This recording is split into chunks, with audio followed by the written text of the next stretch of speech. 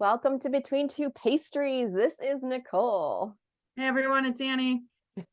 Today we have a lot of guests. This is so fun. So Annie and I thought it would be really, really cool to have a panel of amazing humans that have been so open and said yes to discussing the topic of body image. And since this is going to be kind of our January pod, we wanted to take a different approach to the typical January bashing that we do. And we thought, all right, let's just start it right off with let's just get to the core of really everybody's thing, I guess you could say, of why, we choose to do silly things, when it comes down to January. So at any rate, here we are. We are going to discuss body image today. Really looking forward to it. We're going to get really uncomfortable. It's going to be a little weird, but but we're hoping that everybody can relate and say, yes, me too, as we're kind of, trying to walk through this process together. So to kind of start things off, let's have everybody just kind of introduce themselves and, let us know who you are and how you know us and why you even said yes. And there were no bribes, we promise. There were zero bribes. Brian, why don't you start? Yeah, I'll start. So hello everyone. My name is Brian. I am a client of Nicole's. And I also happen to be married to Annie. So that's my relationship with both of these two. Huh. Thanks, Brian. Why are you here? Are you here just because yes. you're married to Annie? Yes, because if I said no, I'm gonna I'm here because I have a probably decade plus long struggle of body image that both Nicole and Annie have helped me work through over the years. Looking forward to sharing my experience. Very cool, Brian. Thank you. And you've got very great haircut going on, and you literally have a unicorn on your sweatshirt, and that alone is amazing. Like, you really brought it today. I try my best. Yeah. I can go. I'm Casey Hushin. Gosh, I was trying to remember how long I've known you, Annie. It's probably been almost 10 years now. Maybe not quite. I posted something on Facebook for my first Glacial 50 run. Oh, wow. Trying to see if anyone wanted to room together in like Sheboygan or something. Yeah. Wherever that would be. And that had to be... So I was the one crazy enough to say yes. Yes. That was like 8 years ago, maybe 2012. Yeah. No, I think it was. Yeah. Oh, wow. Yeah, at least 10 years ago for sure. And I know Casey's like, I'll room with you. So cool. I had no idea what I was getting myself into. Yep. And we shared a room and we went to dinner at Texas Roadhouse. Oh, wow. Yes. There was nothing else. And then went nothing to the else. And then started running together here and there. Yeah. So we've run a lot of miles together. I got to be part of Annie's team when she did the Ice Age Trail. Attempts 1 and 2. 1 and 2. And in that time also worked with Nicole when I was training for my second 50 miler. I would say my reason for being here is very similar to Brian. I think when I think of body image, it's the word that I keep coming back to is journey. Like it is such a journey with yourself and a journey with nutrition and knowledge. And I think that's relatable to a lot of people that I talk to that are runners and athletes. Maybe those habits don't start from the healthiest of places, right? To lose weight, to feel like you're going to be a better version of yourself. But at the end of the day, it's just been a lot of learning that I'm thankful to both of you for the help that you've been for me over the past decade. Yeah, that's awesome, Casey. Thanks for being here. You're such a cool person, by the way. You are. You truly are. Yeah. Noah, my Noah. My name's Noah. I have been a client with Nicole for 6 years, 7 years, something At like that, least, at least. 2017. Um, and unlike Brian, I have not had a haircut in a while, much to my wife's chagrin. Um, and yes, I do go into an office almost every day like this. So And they let's allow see. you, they allow you in. They need me. Yeah. So let's see. Why am I here? Like Brian and Casey said, um, body image stuff has been, you know, but it's been a part of my life for a long time. I would say that my self image of my body is something that affects every day of my life and has for a long time. Some days are better than others, but I thought this would be a good opportunity to talk to other people about their experiences and maybe say something relatable to anybody that might be listening. Mhm, mhm. Thank you, Noah. And Noah, you have so many great stories in general about your process, you are such a brave soul, and I am really proud of you on a lot of levels of how you have been moving through this for yourself, and how you have stood up for yourself with, say, the medical field, and how you have, whether you believe this or not, because we do argue around these things, but how you have supported yourself through this. Again, that relationship is, It it it feels like it has been a long trudge forward. Yeah. But I was just talking about this with somebody yesterday. I used to describe it as stubbornness. I've moved to describing it as persistence, Mm, wanting to move forward and just continuing to do that, no matter the trudge. yeah, that's awesome. Absolutely, absolutely. Cool. So we thought, well, sorry, flub. I sent out a list of questions that we thought, okay, let's just sort of use these as prompts. And I occasionally, no, I don't think you've ever seen these questions, neither Brian, actually. Sorry, guys. I don't know why I didn't share those with you. I think you sent them to me. They don't need them, no. But a lot of times I do send these to clients when we are kind of working with body image things, because it really does get people thinking about things on a little bit of a deeper level, and what body image really means to them, and then where does everything kind of come from, where did things kind of start for people, and sometimes through there we find our own answers. So the first one is pretty general, but I think it just can open the door a little bit here of, how would each of you describe your relationship with your body? Who wants to start? Oof. I'll start just because I want to get it out of the way. So I would say I think Noah just hit it pretty well. If I think about my own relationship with my body, it's a journey. I was somebody who after college, had gained a fair amount of weight, kind of, I guess not really unexpectedly, but like, it's one of those kind of the cliche that like one morning I woke up and I was like, how the hell did I gain 60 pounds in the last, half decade or however long it took?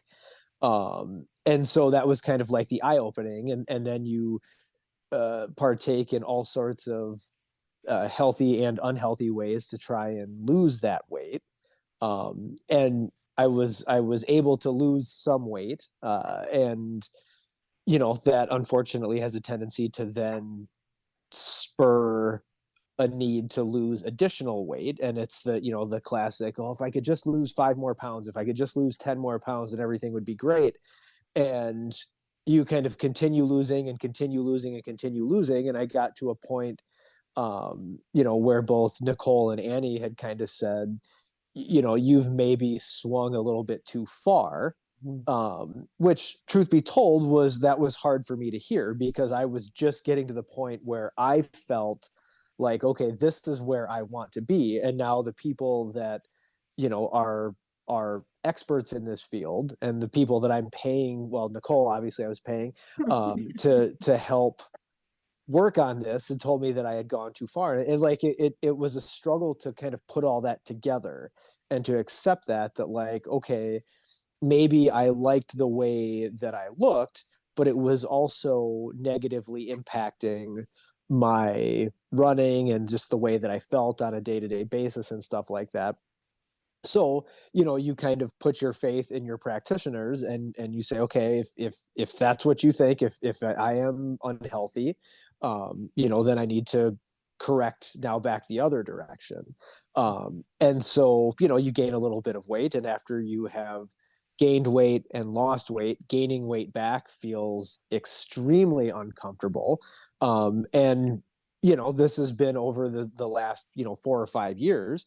I have gained some weight back that is, you know, I would say generally healthy weight. Yeah.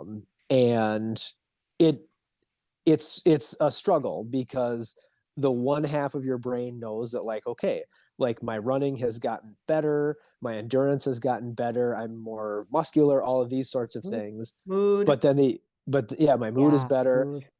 But then the other side of your brain is saying, but you don't look like you used to look. And that's the struggle.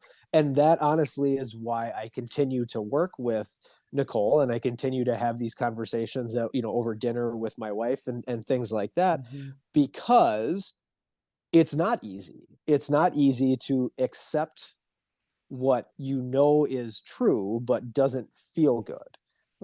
And so that's why, you know, like Noah said, it's a journey, because I certainly am more comfortable with my body now than I probably have been in a very long time.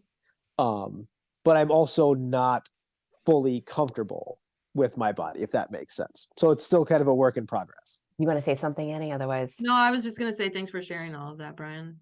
Mm-hmm. I know that that's hard to share publicly. Yes. I think it's interesting because Annie and I talk about this a lot, but hearing you say, like, I don't look like I used to, even though you're still incredibly, like, you know, I don't even know if we should, like, you're perfect, and you're healthier, you feel better, like, but yet there's that distortion there, right? Of like, when you say, like, I don't look like I used to, what about you used to was considered better? Is that what you're talking about? Yeah, I mean, I would say like, I think, Nicole, one of the first times I met you, I had talked about like what my ideal body image, and you picture, this is like kind of a throwback of sorts, but if you picture like the cover of the Fight Club movie, where Brad Pitt is shirtless and he's smoking a cigarette and he's Oh my getting ready to get into a fight, That is and he's got, you know, like 3% body fat, like that's, to me, that's what I wanted to look like, because to me, that's what looked healthy, was the absence of any body fat, and all that's left is muscle. And that's a desired look, right? I mean, Right, right. And we assume that that's perceived as the desired look. If I look this way, I will gain this people's confidence, love, confidence, all the things, yeah, right? yeah, exactly. Absolutely. Yep. But I can relate to what you're saying, Brian. I mean, I remember, Nicole, you might remember this as well, and Casey, I'm sure we've talked about this, but like that whole concept of, you know, and this is how I deal with exactly what you're talking about. I used to look this way, but I remind myself, boy, I was a terrible human being. I was a shell of a person. I ran really great, but guess what? My longevity was not there. And now, you put on some weight and you quote unquote get to a healthy weight perhaps, and you look different, you don't feel the same physically, but yet your brain is in such a different place that it makes it worthwhile, at least for me, that if my mood is improved, my brain is better, I can think, I'm not a shell of a person anymore, then you know what, the extra 10, 15 pounds or whatever it might be, it's probably worth it. And that constant reminder when you're feeling crappy about yourself, that is what has always helped me to be able to remember that piece. Yeah. And from my perspective, again, like, that's part of you knows that that's accurate, right? But you think about, okay, like I I have more endurance and things like that. You perform better in races, but you're racing 2, 3, 4 times a year. But I see myself 365 days a year without a shirt on. You know what I mean? So like that's where it gets hard sometimes, because the positive things that come from the weight gain are much less frequent than the negative things. You know what I mean? So like you said, it's a continual reminder that you have to do, and it's something that you really have to focus on. And I can say for myself, over the last couple of years, I have gotten much better at those reminders and that focus, and not needing to, go to Nicole 3 times a week, for 6 months to get that reminder, and to be able to, be a little bit more self-actualized in that sort of stuff. Really good. Mm-hmm. Well, I'm curious too, if Noah, if you have those same thoughts and feelings, because as male, and again, this is as males, Brian, you said something that a lot of males have said to me as patients in treatment, that I have to look at myself in the mirror with my shirt off. And that's very common among males, to really look at the physical, and females to, yes, look at the physical, but also be able to rationalize the other side of things. So I'm curious if Noah, you have felt that, or if that's just something that I've concocted in my brain and there's no evidence for it whatsoever. I mean, I don't think you're wrong. I would say, as Brian was talking, I was trying to think back, to my experiences, and also to what I thought of as, or think of as an ideal, body. And I don't think I ever had like the concept of chiseled abs, or it's stuff like that in my head as something, I guess, that I expected or to be. I think I mostly just thought of skinny. It had little to do with muscle strength, and something I've had to work on a lot is sort of the space I take up. So I think I associated, what I wanted in a body with taking up a smaller amount of space. I didn't want to take up space. I didn't really want to be seen. So for me, I think it was a lot more about just being skinny. So it didn't, I don't know if it mattered if I saw myself every day with my shirt off or not, but I had to live in that body every single day. I think I just kind of wanted to be, I don't know, not forgotten, but sort of just shuffle my way through life without drawing too much attention. So I definitely think there are some similarities with my experience and Brian's, with just some slightly different focus, because I've gone through some very large body changes back and forth and back over the last 30 years, and it kind of messes with your head, especially especially if you're thinking about the space you take up in the world, because it takes a long time for your brain to catch up to your body, no matter which direction you're going if there's a large change. So that the brain has just been it feels like it's always struggling to adjust to where I am, and then also struggling with um, what it thinks I should be, and so there's a disconnect there as well. Um, when I was, I don't know, like 5 or 6, I remember having a Polaroid taken at some sort of children's event of me, um, and I remember thinking at that age that I looked fat, and doesn't really matter whether I was or not, but that's a thought I had at that age, and then ended up being a fat kid through college mostly. In college, started to lose weight. Post college, really lost a lot of weight, a large percentage of my body, and there's definitely a running connection here between all of us. Got into the marathon and the ultra world, um, and lived in this sort of alien foreign body for a while, and then in 2017 I had done my second Ironman in 2016, and then in 2017 everything just sort of started reverting back to the body I had in high school, and so that's really what I've been dealing with for the last 6 years. Those changes, and so yeah, it's interesting here, Brian, talking about having that really specific aesthetic, because now when I think about it, I don't know if I necessarily had that those thoughts. Not that I would have turned down that body if I had the opportunity. Um, Couple things with that, which was just interesting to hear you talk about that. I don't know if we've ever talked about that Polaroid, but even hearing you say that,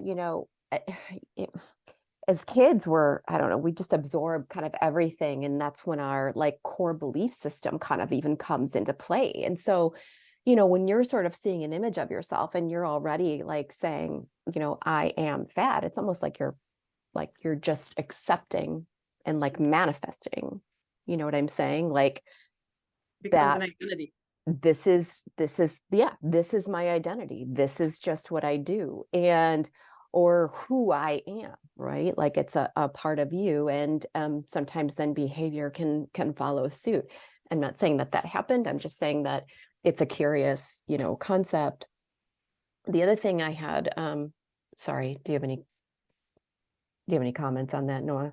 You can speak up I was yourself. just as you were saying that, I was just thinking about how my usage of the word fat has changed. Mm-hmm. As that 5-6 year old, which Yeah. is really unfortunate, but as that Yes, five it six is. year old, that was a pejorative. Sure. It was a mean, bad Oh. word. It meant Oh. bad things when you said it, and to be fat was a bad thing. Oh. And how I Oh. use the word now is completely different. Now it's simply a body descriptor, like skinny. Yeah. Some people are skinny, some people are fat, some people are, I don't know, straight sized.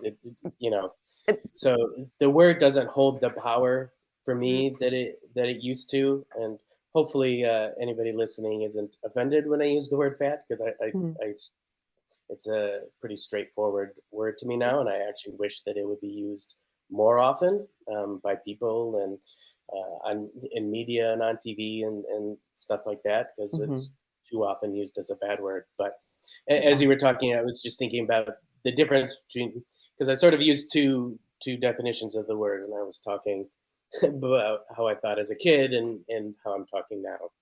But It's that was my very only thought there. yeah, no, it's that's so interesting, and yeah, I agree about the sensitizing around, certain words and whatnot, but to hear you think that was your definition. And so I'm also hearing you say, though, that you're kind of looking at yourself as a bad person, Like, Yeah. I'm not, like, it's almost like the I'm not enough starts happening. Like there's something really flawed about who I am, right? Because of what that definition of, you know, fat at the time for you was kind of carrying.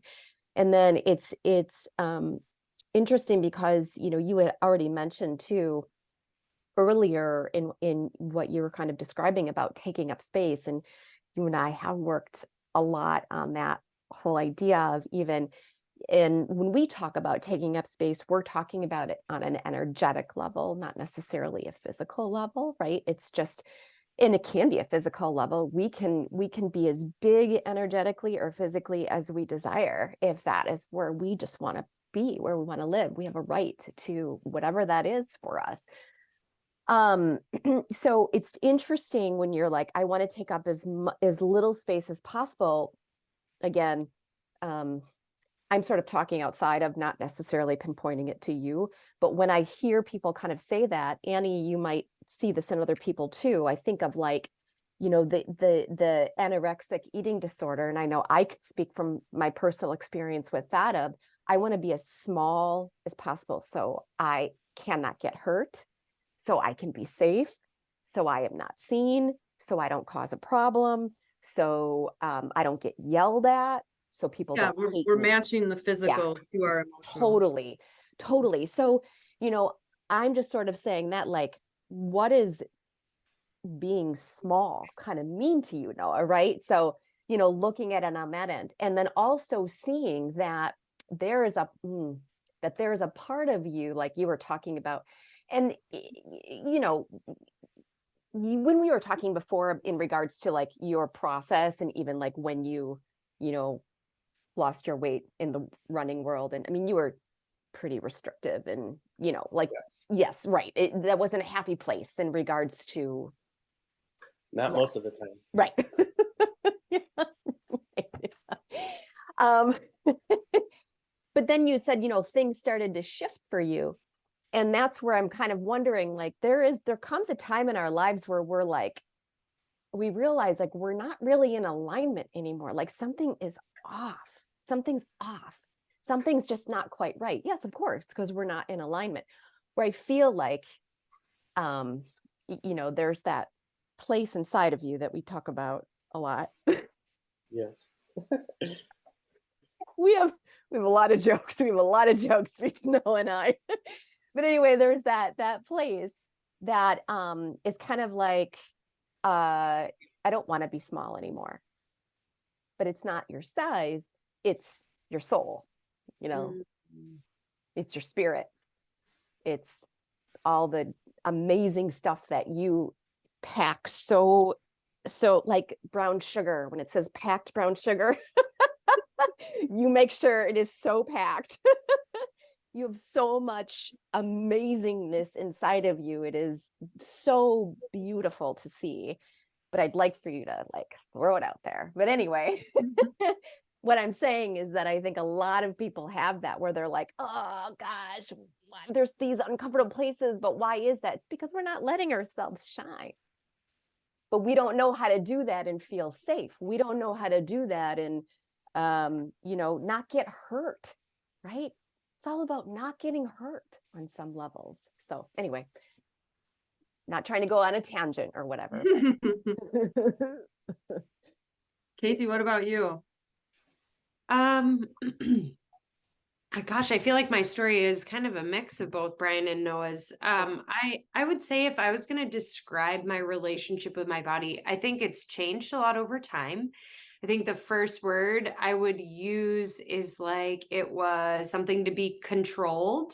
And now I feel like it really is a dear friend, like to me, like that transformation. And I don't have this moment of like, this is when it all changed. But I think Nicole's comment she just made about you have a time where it's like your soul doesn't match what you're doing to yourself. That after a while, it's like, I just want to be happy in my own skin. So I mean, I grew up playing sports. I don't even have early memories about weight or, it was like, I was thinking back on these questions, like my basketball team, we would just eat as much pasta as you could Yeah. physically cram into your body before every game, so like, and I don't have early memories of like, what I looked like, I think I thought I was very thin then, and I like look back at some photos and I wasn't. I was like a very average size Yeah. kid, but I don't have memories of it. Probably until I left college, I was like, Brian, I probably gained like 30, 40 pounds in college. And the day I left, I'm like, oh man, now I have to get employed and hold a job. And I think the culture of like the people you're around, like what you look like matters. You want to conform to that. So I started running I was not a like runner in high school other than up and down a basketball court. So like that was all new to me, but it was because I'm like, I really need to lose some weight. That's how I got started. And I think this is true for a lot of us, that initial, when you start running, there's like this initial weight drop. You're like, wow, that's amazing. Well, if I just run twice as far, that is probably going to be twice as much, like the stuff that is not logical. And it's really easy once you start doing that to start hearing other people's poor nutrition advice of, well, yeah. And then if you restrict calories, yeah, if you also do this and then add this on top of it, but don't change your diet, all, like all of those things that are so easy to hear around us that are bad science. They're not even science, just bad. That Annie and Nicole have spent years helping me debunk in my brain. But I do feel, and maybe it was more like 2020, there were no races. So I could not, put my energy into that, where it was more like, how do I want to exercise so I feel good? How do I just, at the end of the day, like be happy and content in this body? That since then, I feel like I have way more fun. I'm way slower. I have way more fun doing half Ironmans and century rides and long runs, that I'm heavier than I was then, and it doesn't even really bother me. I feel like the other thing in that I always found was when weight became the goal, it was just such a downward cycle. That's all the focus is. And like Annie said before about like that shell of yourself. Yes, you can I can look at a picture of myself from 8 years ago. Like, wow, she was really thin, but like all that she's worried about in her head at that time is, I'm not thin enough. Or a number on a scale where now I wake up and I'm like, what do I want to do today so that I am a better version of myself?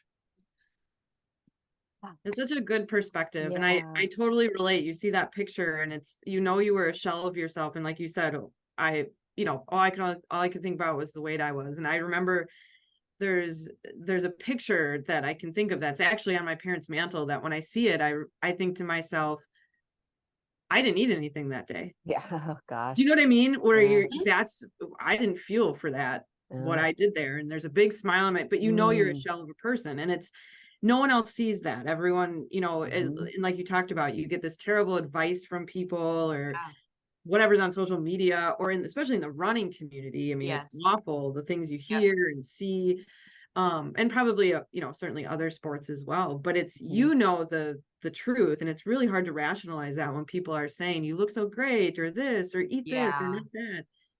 And it really, really comes down to, how do you, like you said, creating the best version of yourself, and when you're happy and when you're not happy. Yeah, I think even in those moments though, you like and Brian kind of alluded to this too. If I just get to hear I'm gonna be happier, like that is, your brain is lying to you. You are not going to be happier. You're not going to be a better version of yourself. And that's why I feel like it's really hard to trust your own brain sometimes, because you can be that ideal weight, you can reach that number, you're still not going to be happier. That is a really bad lie that your brain is telling you along the way. how we end up with our brain telling us that, that's the part I would love for them to research Yeah, because right. I how know. I mean, I would assume diet culture and just media in Yeah. general and stuff Yeah. is just shaping our brains. But from an early age, Noah, like you said, you see a pic, I mean, something in there probably sparked that. I mean, why else would a 5-year-old think that they look a certain way Right. without having heard or, something Yeah. in our lives to spark that? But I mean, to be adults and then still have this weird brain, Mhm. I don't look the right way, but if I look this way, I'll feel better, I'll do Mhm. better, I'll Mhm. whatever better, Mhm. you know. And, Casey, like you were talking about, there's so many people in the athletic community who are pushing the opposite of Mm. feeling better, of being Yeah. happy. I Yep. mean, I can think of, that whole concept of you have to be disciplined and Right. going slow is not disciplined, and stuff like that. And it's like, Yeah, Leah's I was weird. joking with my husband this morning. I'm like, on this podcast today, we're just going to talk about how we need to be more disciplined. Like Yeah. that to me is like the worst. Bad idea. Yeah, as I'm eating a cookie, walking out the door, like, come on, people, like, feel good today about who you are. Right. Well, Right. and that's just it. Two things. The first thing that you had mentioned that I think again is, we don't, when you think about like when you set intentions for the day, if people even set intentions for the day, like what kind of words are they using, right? And the one thing that you had said was fun. Like Yeah. you want to, you're having fun again, you're feeling joy again, and you know people are not focused on that. Like people a lot of times just don't take steps to like, how can I have more joy in my life today? How can I actually have more fun? Yeah. So I loved hearing you say that. And then the other piece too, to what you guys were just talking about before, is that especially in the athletic world, it's like you win at all cost. You know what Yeah. I mean? Like Yeah. if that means I die, but I won, like that whole, or whatever. But there's a lot of truth to that. What part of you has to die, or what part of you do you think has to die in order for you to achieve this thing, right? Yeah. Because that's what people are like. It's the sacrifice, and like there's something about sacrifice that makes you better, and you know what I mean? Like that's just one mentality, but it's so true. And then you completely lose yourself in that whole feat. Yeah. Yeah. Sure. I just wanted to add that one thing that took me a long time to realize was that losing weight didn't solve any problems. Right. And I mean, that's basically what everyone is saying here. But that In took a my long time. words. It took a long time to realize that. Like this didn't solve my problems. Yeah. And sure, it made some things easier, but some things are going to be easier and some things are going to be harder when your body changes. So getting over that, and maybe in some ways that was actually disappointing. Like this didn't work. Mm. But it really was a realization sort of afterwards. It was a realization once I started gaining weight back that the losing weight didn't ultimately solve anything. And for me, the athletic performance was sort of a side effect of the losing weight. So I wasn't so focused on that as like a mental intention. Um, I think I wanted things to be better, which is why I started losing weight. And some things were, but my depression didn't go away. Does exercise help depression? For sure. But it didn't go away. I wasn't cured. It didn't dissolve all of my negative thoughts about myself. I just found new ones. So sometimes I wish I was skinnier again, but trying to deal with things as they are now, because now I have the lesson that just losing weight isn't going to solve the problem. Mhm. Mhm. You know, you were talking too about doing certain things and oh, I forgot the exact comment that you made, Noah. But I think that ultimately it still comes down to that it's like we're so narrow-minded sometimes in how we think. This isn't about you, Noah, this is a general statement about how we think things should be. So like Noah, when you were talking about like you said some things were easier and you know, or I'm sorry, something about how you functioned, right? Where we have such a difficult time just adjusting. Like, oh, you know, I am, you know, taking up more space or I'm taking up less space. Like whether you're taking up more space or less space, you still have an adjustment to make. There's still a balance, right? When you're doing things or how you do things. And it's not good or bad. It's just simply an adjustment. And I think that uh people really struggle with that. You know, it's kind of going back to I can't do things like I used to in my 20s. We just did a pod on that not that long ago, Annie, right? Where it's like, well, of course. How can you? You're When not in you're your 60 years 20s. old. I mean, you know, I don't know why we have this expectation. So, but there's something that is, and I don't know if it's ego based for people. I don't know if it's pride, which is similar to ego, but it's kind of like, why is it that people have just such a hard time just adjusting Well, to Nicole, if yeah. I can chime in really quick, Yeah. as someone who over the last, you know, however many months, and by the time this pod gets released, there'll be a baby present. But as someone who's put on 20 pounds at this point, it and Brian can attest to this too. He's heard it, and also, you know, I bitch about it too. But like, I had no thought whatsoever. You know, you start this process and you're like, okay, gonna start gaining weight. All right, fine. And I was fine with it.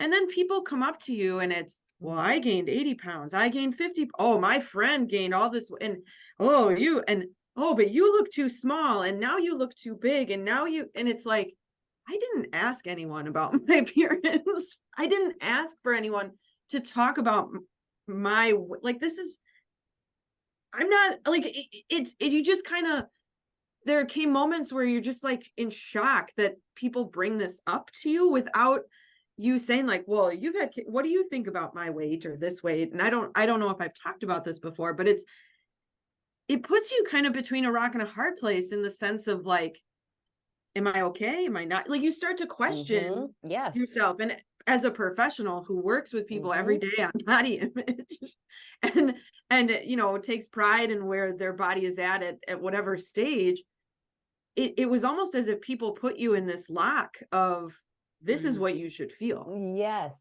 And that has been a very interesting thing to experience, having a good mindset about body image and then now being told you're too small, you're too big, I was big, you're going to be big, this is, you know, all of these shoulds and coulds and it's just been really interesting in that regard. And I don't know, Brian, if you have a comment on that. Well, I don't know if anybody in our little panel here has seen the Barbie movie, but the little rant that America Ferrera goes on at the end of the movie, of course, like Annie and I were just talking about this a couple of weeks ago because this is a topic that has come up several times where it's like, if you gain 50 pounds while you're pregnant, oh, that's too much. If you gain 25 pounds, oh, that's not enough. People don't have any idea what the actual number is. So they're just looking at you. And it's like, give me the exact look and number that you're going to say, oh, Annie, you're right on track. Like you have gained 28.64 pounds and your belly is now X inches or, whatever it's so ridiculous. And I think we all are subjected to it in various ways. This is just current for me. Yeah. But this is how I think we end up with such terrible body image thoughts and feelings. Yeah, because and I really think, not to get too ethereal about it, but it's a very weird American mindset that Mhm. no matter what you're doing, I'm going to tell you that you should be doing something different. Mhm. If you're Yeah. driving too fast, you Yes. need to drive slower. If you're Yes. driving too slow, you need to drive faster. If you're running, you need to stop running because it's bad for your knees. If you're not running, you need to start running because it's unhealthy to not exercise. No matter what you're doing, it's not right. And Right. I don't know like what the behavioral science behind this is. I know you talk about like media and advertising and all that sort of thing, where we're all just so conditioned to whatever I'm doing, I need to do something else, so Mhm. that whatever that something else is gets me out to a store to spend money to feed the machine, to keep the advertisers running, and to keep the capitalism running, and to do all of the things. Mm. And we're all so wired into it that Mhm. whether it's weight or any million of work or school or whatever, no matter what you're doing, it's not the right thing to be doing, and you should be doing something else. And Yeah. everybody is going to tell you what you should be doing, and they're Mhm. all going to tell you something different, Right. and it's I feel garbage. like, And it's so Brian, that's frustrating. why to me, I think that's why body image becomes such a thing, is it's the outward expression to the world Yes. of Mhm. who we are. Mhm. So then when people do have judgment on it or have an opinion of what you should do, shouldn't do, that just, we take that and put it all inside ourselves of what other people are saying. I think, and sometimes the saying isn't a family member or someone close, or someone walked down the street telling Annie, wow, you need to lose 3.8 pounds to be exactly where you are supposed to be. But it's the media that we consume, it's Right. the magazines we read, it's the social posts, whatever it is. But that to me is always the, what we're showing to the world, to other people, is the manifestation of who we are. And that's Mhm. what makes it so hard. Mhm. Mhm. That's a good point. No, but it's just very interesting because I'm hearing everyone speak, and it's one of those things where you can really see how much the external world impacts our patterns of how we feel Yep. about ourselves, Totally. and it's really, really hard for people to rise above that, because we believe Mhm. what our family and our friends, Yeah. Absolutely. and For good even reason people in we a are, lot of yeah, cases. we Yeah. believe what they say. We want, Yeah. like, so if someone says you're right or you're wrong, it's like, oh, okay, then that's what it is. Mhm. And that's where I think so many people, it's like that, fishing line and lure sort of thing, where they get caught and people are reeled into this total world of diet culture and gross body image, and thinking that they're not good enough. And when we sit with those thoughts for a long period of time, long enough, Mhm. we start to believe it. It becomes who we are. It becomes our identity, and that's hard for Right. anyone, and children in particular. And we see it a lot. But when you get those thoughts and feelings in childhood and they carry on into adulthood, it's very, very hard to change. I mean, we're Mhm. changing patterns, and that's tough.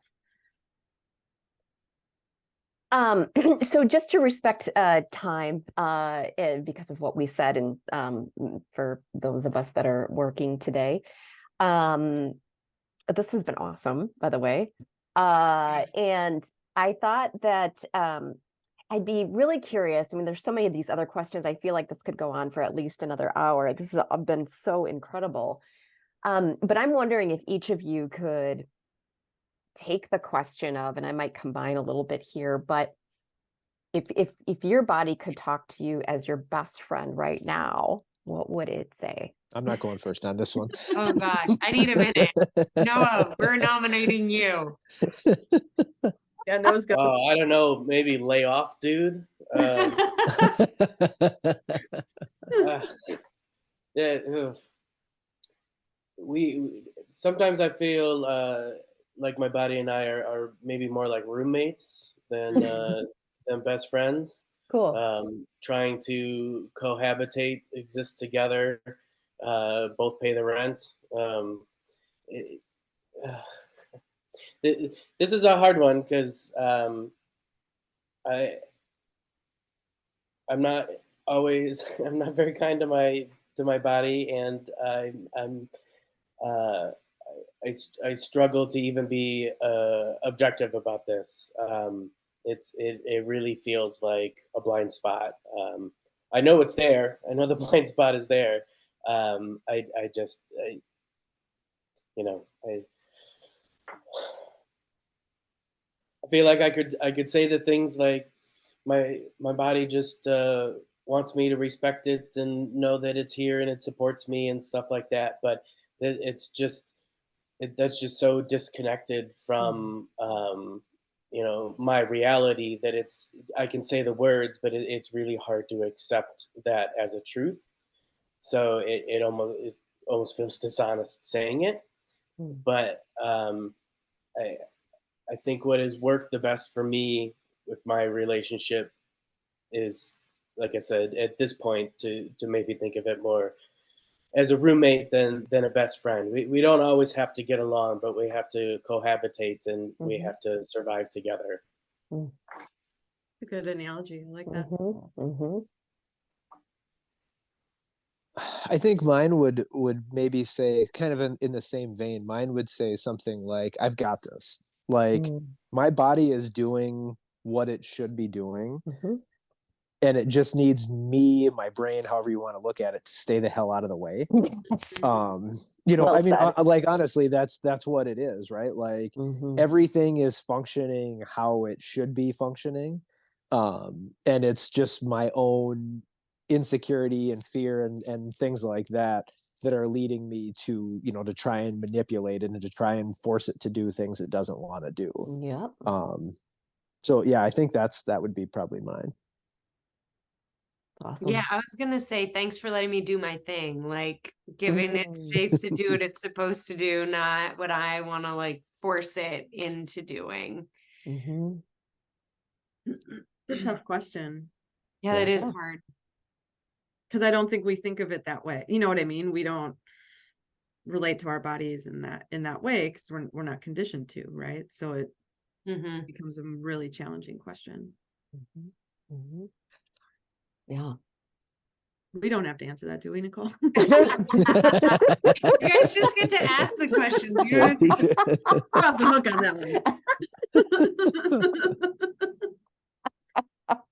But I like all of your answers. Those are great. Yes, your answers are Those are my fantastic. answers. I'd say the same thing. Yeah. Mhm.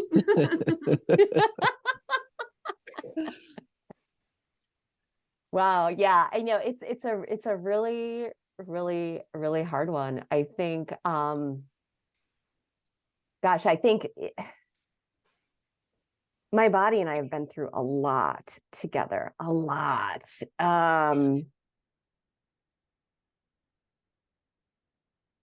And I honestly think that if I kind of sit here and even look in, the first things that are coming to my mind is that my body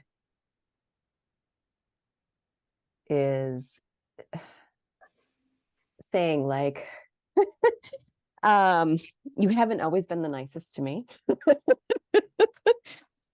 And I appreciate that you've come around. Kind of a thing. Yeah, it is really a tough one. Mhm. Mhm.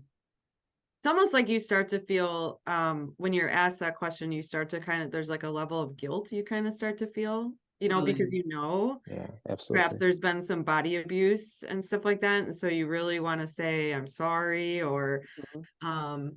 you know, please stay functioning forever, I know. because, like there's Yeah. some of that in there as well, that you want to have that conversation with your body, Yeah. because and again, I think people do know when there's some of that body abuse going on. Mhm. That awareness, it might be pushed down really, really far, that Mhm. awareness, but I do think people are aware, and it's really just tough for so many people to stop the behaviors that they might be using, or the beliefs or whatever. But there is some knowledge there, because our body does tell us, that we're that it's being abused. It tells us in a lot of different ways. Hands down. Yeah. Mhm. Hands down. It's a matter if we're just going to ignore it and just, stay in our head versus, be in our body and working with it. Right. Absolutely. That's tough. It is really 100%. tough. It is really tough. Good Any final question. any final words for our listeners? I would just like to say we opened the podcast talking about Noah's lack of a recent haircut. And seeing him on screen for the because like this is not a video format for the listeners. Noah, you have a real Jason Momoa thing going on. Oh, Yes, I you keep seeing do. it over and over and over, and I it's like, totally agree. man, that is like you are a dead ringer. I love it. That is So if awesome. you're hearing Noah talk, but picture Jason Momoa, and that's exactly 100%. what's going on here. That I is love such a it. good call, Brian. That's Now awesome. Brian was gonna I say needed he's to hear gonna. this like a week and a half ago. I needed a Halloween costume. Next year. I thought Brian was gonna say after seeing your hair, Noah, he's growing his out. Yeah, that's it. That's No, we it. did that during the pandemic. I can't go back Tried to that. that. That little ponytail.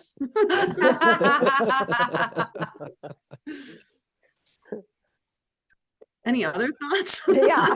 That was not where I thought this was headed. So Right. that was an interesting turn. I don't have any other thoughts. I had to get that out. Thank you. If we're circling back, I'll circle back to what Casey said about, this being a journey. There's not an end point here. There's not a finish line. This it's just about how we're treating ourselves, how we're living our lives. What do we want to make of it? How does our body fit into that?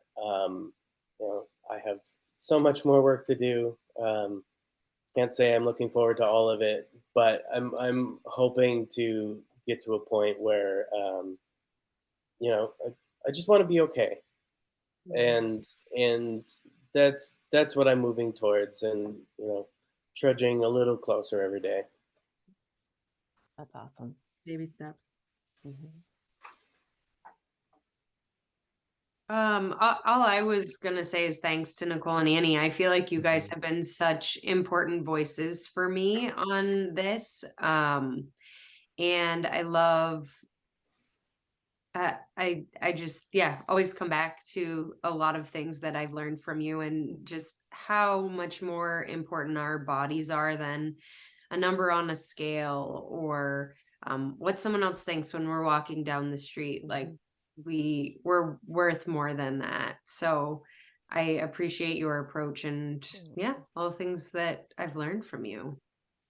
Thanks, Casey. Awesome, Casey. You Yeah, were willing to jump in, though. That was Yeah. all three of you willing to jump in feet first. So makes a difference. The sad reality of everything is that I know you both have been, both personally and professionally subjected to negativity over the last decade plus from, people that have strong opinions and disagree with what you're doing. And it's so easy to fixate on the one person who says you guys don't know what you're talking about, or the one Facebook comment or whatever, but there are, you've got three people here that are miles and miles and miles ahead of where they would have been without you two, and countless other clients between the two of you. And that's, again, you talk about societal things, right? Like, you hear the one bad, but you don't hear the 500 positive. So I hope everybody else that's listening understands like how important people like Nicole and Annie are to my journey, to Casey's journey, to Noah's journey, and to God knows how many other people as well. So thank you both for the work that you do, even in the face sometimes of some criticism that feels very, pointed and crappy, honestly. So keep it up, because the world needs people like you guys to fight through these things. For sure. Jeez. Thanks, Brian. Thanks, Brian. Thank you to you all too. Yeah, no really kidding. appreciate it. Yeah, no kidding. Especially for being vulnerable and opening up on this, because it's not easy. Not easy. And hopefully we can have you back at some point and do this again, because we got through one question. One question. Well, two, technically two. Okay, kind fine. of, right? Yes. Two. Okay, we're Out good. of what, 10? So, might be a few sessions, but we'll get through them all. Yeah, no, it's probably worth it, actually. Yeah. Final thoughts, Annie? Nope, I think I said all my thoughts. No, we're just really appreciative for all of you to be here, and glad, you talk about it being a journey, and it's a different journey for the practitioner, right? Like we get to see the journey through a different lens. We don't have to necessarily feel it all the time, of what other people are going through, but we see it, and it's amazing to watch where people start and where they end up. And people usually think they've only moved a little sliver, but we see a completely different perspective. And people, you know, like you guys have moved mountains with where you've moved towards, even though it may not feel that way.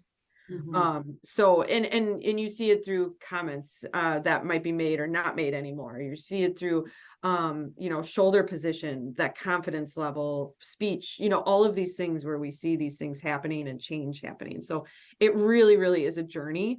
And you know, I love that you guys all brought that up and talked about that, because body image isn't just well, okay, today I'm going to feel good about myself. You know, like it's not just a flip of a switch. It really, really takes a lot of time, and a lot more than just a 30-day something.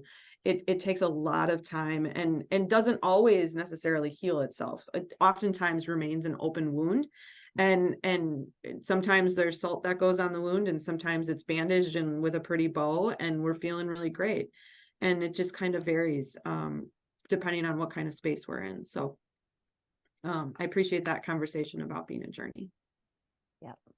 Yeah, thank you guys so much. And if we can, you know, leave audiences with anything, hopefully you are all able to answer these questions for yourselves too. And we'd love to hear your stories. So by all means, please contact us in some way and let us know what you thought of things. And I just really want people to know how much their body loves them, and that it's just wanting you to love it back and support it back as much as possible. So it hurts my heart when I hear people talk about how their body betrayed them.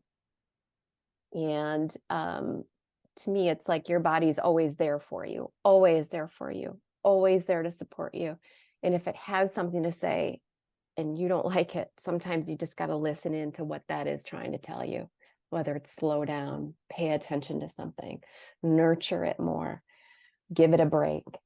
I just hope people are willing to listen. So, all right. Thank you all so much for joining us. And I hope everybody has a really, really great, positive, super awesome, non-diet culture January. Thanks, everyone.